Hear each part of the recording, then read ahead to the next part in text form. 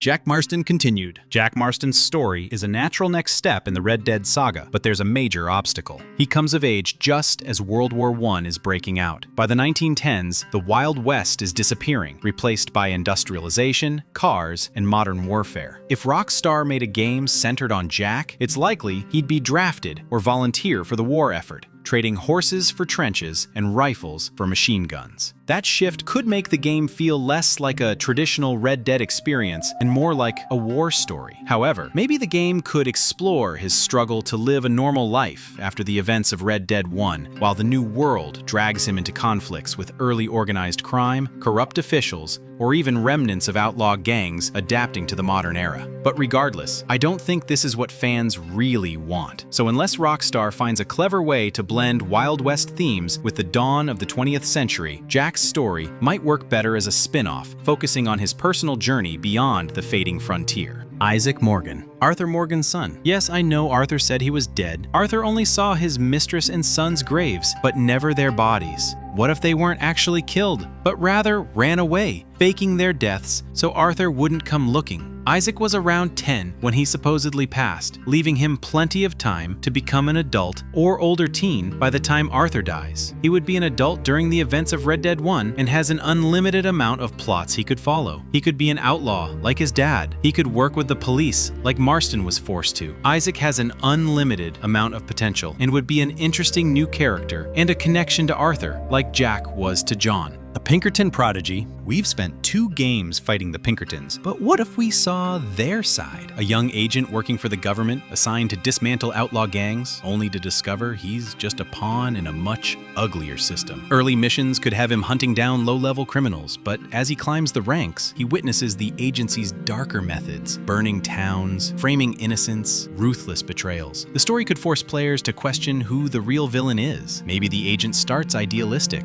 believing in law and order, but by the end, he's questioning everything, maybe even flipping sides. This would be Rockstar's chance to explore power and corruption from the other side of the badge. The gamble is that fans love being the outlaw, so unless the agent's arc ends in rebellion or betrayal, it might be hard to connect with. Still, it's a fresh angle, and morally gray stories are Rockstar's specialty. Dutch and Hosea. Imagine the game set in the 1870s that shows how they formed the gang, met Arthur, and lived through those early days when Dutch's idealism was still real. What if the story let you switch between Dutch and Hosea, kind of like GTA 5? You could experience Dutch's fiery passion and charisma, rallying the gang and pulling off early heists. Then switch to Hosea's more cautious, grounded perspective, trying to keep the peace and hold everyone together as Dutch's vision starts to unravel. However, this theory is unlikely, as the story is already well known. It ends in disaster, so Rockstar would have to introduce fresh conflicts or new characters to keep it unpredictable. But if done right, diving into those formative years with a dynamic between Dutch and Hosea could give us a powerful layered prequel that feels both familiar and brand new. Sadie Adler. Sadie didn't get a soft ending. She left for South America, and let's be honest, she's not the retiring type. A game set after RDR2 could follow her hunting bounties across revolution-torn regions, maybe caught between rival warlords or corrupt armies. You could imagine her navigating treacherous jungles, using guerrilla tactics and forming uneasy alliances with local fighters. Sadie's grief and anger would fuel a story filled with brutal gunfights, betrayals, and survival against overwhelming odds. This would give Rockstar the chance to break out of the American West and build something fresh. Dense jungles, mountain ranges, cities, and chaos. It might feel like a totally different franchise, but if the tone stays grounded and brutal, Sadie could bring the heart of Red Dead into a brand new world.